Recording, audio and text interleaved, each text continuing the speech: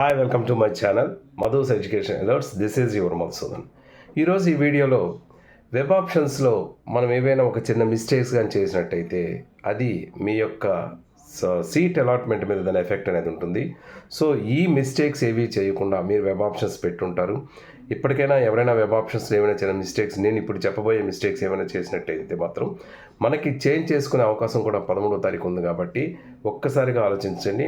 ఏమైనా మిస్టేక్స్ ఉన్నట్టయితే ఆ ఆప్షన్స్ని చేంజ్ చేసుకునే అవకాశం ఉంది. కాబట్టి ఒక్కసారిగా ఈ వీడియోని ఎక్కడ మిస్ చేయకుండా చూడండి. అలాగే ఎవరైనా ఫస్ట్ టైంగా నా ఛానల్ చూసినట్టయితే ప్లీజ్ సబ్స్క్రైబ్ మై ఛానల్. ఇక విషయంలోకి వెళ్ళిపోతాం. ఏపీ ఎంసెట్కి సంబంధించి మనకి 12వ తారీఖు వరకు కూడా వెబ్ ఆప్షన్స్ పెట్టుకునే అవకాశం అనేది అయితే ఉంది.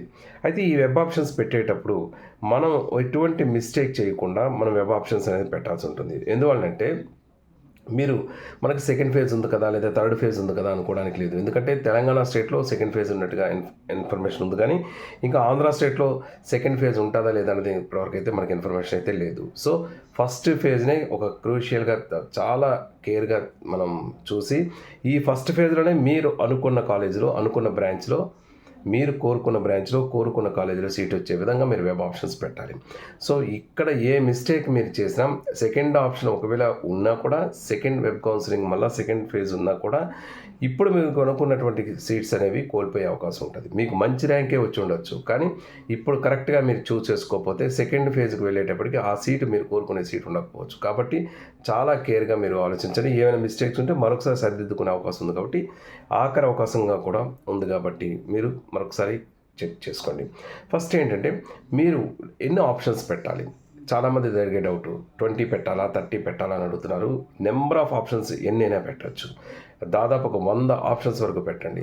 మీ ర్యాంక్ చాలా చిన్న ర్యాంక్, మంచి ర్యాంక్ వచ్చింది, నాకు దాదాపు ఒక 20 ఆప్షన్స్ పెడతాను. ఈ 20 ఆప్షన్స్లో నేను సిఎస్సి నాకు ఇంట్రెస్ట్, ఖచ్చితంగా నా ర్యాంక్ మంచిది కాబట్టి వస్తుందని అనుకోవద్దు. ఎందువల్లంటే ఇప్పుడు మనకి కొన్ని కాలేజీల్లో సీట్స్ పెరిగాయి, యూనివర్సిటీ సీట్స్ వచ్చాయి. ఇక్కడ మీకు సీట్ సెలక్షన్ అనేది మీకు వచ్చే ఒక్క ర్యాంక్ మీద ఆధారపడి ఉండదు.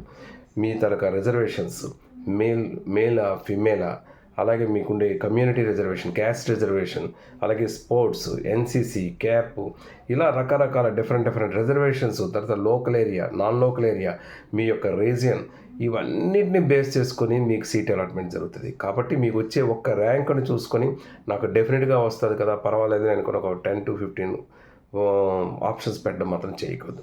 ఎందుకంటే ప్రతి ఒక్కదాని మీద కూడా డిమాండ్ ఉంటుంది. కాబట్టి మీకు రావచ్చు, రాకపోవచ్చు.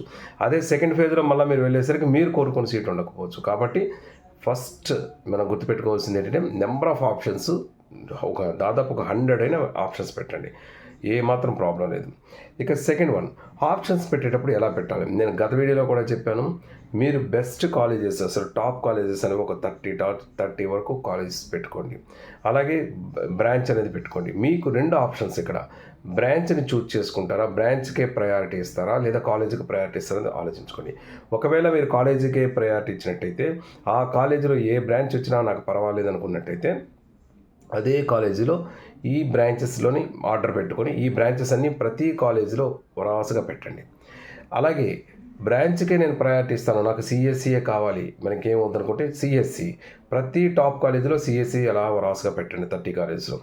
నెక్స్ట్ టాప్ కాలేజీలోని మళ్ళీ సిఎస్సి పెట్టండి. థర్డ్ టాప్ కాలేజీలో సిఎస్సి పెట్టండి. ఇలా టాప్ కాలేజీలో సిఎస్సి పెట్టుకొని వెళ్ళండి.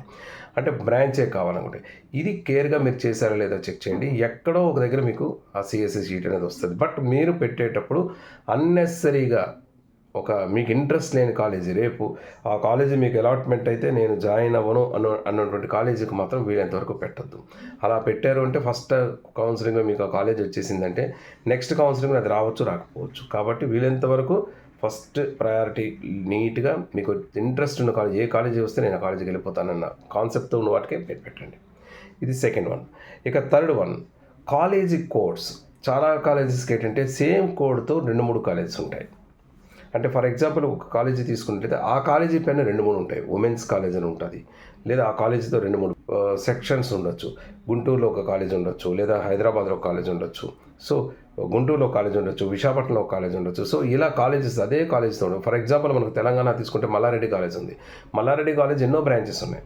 సో మీరు ఏ కాలేజీలో జాయిన్ అవ్వకుంటున్నారు, ఏ సిటీలో ఉన్న కాలేజ్ జాయిన్ అవ్వాలనుకుంటున్నారో మీరు ఆలోచించుకొని ఆ కాలేజీ కోడ్ని, అలాగే ఆ కాలేజీలో మీరు ఏ బ్రాంచ్ జాయిన్ అవ్వాలనుకుంటున్నారు అంటే కోడ్స్ చాలా ఇంపార్టెంట్. ఖచ్చితంగా కాలేజీ కోడ్ని కరెక్ట్గా మీరు పెట్టారో లేదో చెక్ చేసుకోండి. నెక్స్ట్ మీరు బ్రాంచ్ కోడ్ కూడా చెక్ చేసుకోవాలి. ఎందుకంటే బ్రాంచ్ ఫర్ ఎగ్జాంపుల్ సిఎస్సి తీసుకుంటే అన్ని సితోనే ఉంటాయి లెటర్స్, సి లెటర్స్ ఎక్కువ ఉంటాయి. సిఐఏ అని, సిఎస్డి అని, సిఎస్ఎం అని, ఏ కోడ్తో ఏ బ్రాంచ్కి ఏ కోడ్ ఉన్నది కూడా మనం చెక్ చేసుకోవాలి. So third one is codes అనేది చాలా ఇంపార్టెంట్. ఒకవేళ మీరు ఏమైనా మిస్టేక్ చేసినట్టయితే ఇప్పటికి కూడా అవకాశం ఉంది కాబట్టి చేంజ్ చేసుకోండి. ఇక ఫోర్త్, రీఎంబర్స్మెంట్ ఎంతమందికి వస్తుంది, ఆ ఫీ రీఎంబర్స్మెంట్ ఎలిజిబిలిటీ ఉందా లేదా, ఆ కాలేజీలో ఫీ స్ట్రక్చర్ ఎలా ఉందో కూడా చెక్ చేసుకోండి. ఆ కాలేజీలో ఫీ స్ట్రక్చర్ మీకు అనుకూలంగా ఉందా లేదా, ఫ్యూచర్లో మీకు ఆ కాలేజీలో సీట్ అలాట్మెంట్ అయితే మీరు మళ్ళీ ఫర్దర్గా నేను చదవలేను, ఇంత ఫీ స్ట్రక్చర్ ఉంది నేను చదవలేను అనుకుంటే ప్రాబ్లం. అంటే ముందే ఆ కాలేజీ ఫీ స్ట్రక్చర్ అంతా కూడా చేసుకొని ఆ కాలేజీలో మీరు జాయిన్ అవ్వడానికి ట్రై చేయండి, ఆ కాలేజీలో ఆప్షన్స్ పెట్టడానికి ట్రై చేయండి. ఇది fourth one. Fifth one, options పెట్టిన తర్వాత సేవ్ ఆప్షన్ మాత్రమే ప్రెస్ చేయండి తప్ప ఫ్రీజ్ అనే బటన్ని ప్రెస్ చేయొద్దు. ఎందువల్లంటే ఫ్రీజ్ చేస్తే మళ్ళీ ఆప్షన్స్ చేంజ్ చేసే అవకాశం అనేది మీకు రాదు. అదే సేవ్ బటన్ కానీ నొక్కినట్టయితే, సేవ్ బటన్ ప్రెస్ చేసినట్టయితే మీరు ఎన్నిసార్లైనా చేంజ్ చేసుకోవచ్చు. అయితే ఇప్పటికి ఎవరైనా తెలియక ఫ్రీజ్ బటన్ ప్రెస్ చేసి ఉన్నట్టయినా, ఫ్రీజ్ ఆప్షన్స్ ఎవరైనా ఇచ్చినట్టయితే ఏం టెన్షన్ పడద్దు. మీ అందరికీ మనకి 13th అవకాశం మరొకటి ఉంది కాబట్టి 13th వెబ్ ఆప్షన్స్ చేంజ్ చేసే అవకాశం ఉంది కాబట్టి అప్పుడు అన్నీ కూడా ఓపెన్ అయిపోతాయి, ఎనేబుల్ అవుతాయి కాబట్టి అప్పుడు మీరు మళ్ళీ చేంజ్ చేసుకునే అవకాశం ఉంటుంది. నెక్స్ట్ ఇక్కడ మనకి యూనివర్సిటీస్, నెక్స్ట్ గుర్తుపెట్టుకోవాల్సింది యూనివర్సిటీ సీట్స్ కూడా కొన్ని యాడ్ అయ్యాయి కాబట్టి మీరు గతంలో ఏమైనా ఆప్షన్స్ పెట్టిన వాటిలో ఏమైనా చేంజెస్ ఉంటే అది కూడా ఒకసారి చెక్ చేసుకోవాలి. సో ఓవరాల్గా మనం గుర్తుపెట్టుకోవాల్సింది ఏంటంటే వెబ్ ఆప్షన్స్ అనేది ఇప్పటివరకు మీరు చేసేటటువంటి ప్రక్రియ, తర్వాత ర్యాంక్ తెచ్చుకోవడం, కౌన్సిలింగ్కి అటెండ్ అవ్వడం, కౌన్సిలింగ్కి అప్లై చేయడం, అలాగే సర్టిఫికేట్ వెరిఫికేషన్ చేయడం, ఇదంతా ఒక ప్రాసెస్.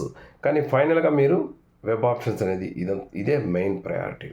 దీంట్లో మీరు చేసేటటువంటి ఏదైనా ఒక తప్పటడుగు చేసినట్టయితే మొత్తం మీరు అనుకున్న కెరీర్నే డైవర్ట్ చేసేస్తుంది. సో చాలా కేర్గా మీరు ఆలోచించి వెబ్ ఆప్షన్స్ పెట్టండి. ఎవరైనా ఇప్పటికైనా నేను చెప్పే మిస్టేక్స్ ఏమైనా చెప్పిన వాటిలో ఏ మిస్టేక్ మీరు చేసున్నా దాన్ని చేంజ్ చేసుకునే అవకాశం ఒకే ఒక్క రోజు ఉంది, దట్ ఈజ్ 13th. ఆ 13th వచ్చే అవకాశాన్ని కూడా మీరు మిస్ చేసుకోవద్దు. సో దీనికి సంబంధించి ఇంకా మీకు ఏదైనా డౌట్ ఉన్నట్టయితే కామెంట్ బాక్స్లో షేర్ చేయండి. తప్పకుండా నాకు తెలిసిన ఇన్ఫర్మేషన్ మీకు ఇస్తాను. Thank you so much for your watching. This is your Madhusudan. Thank you.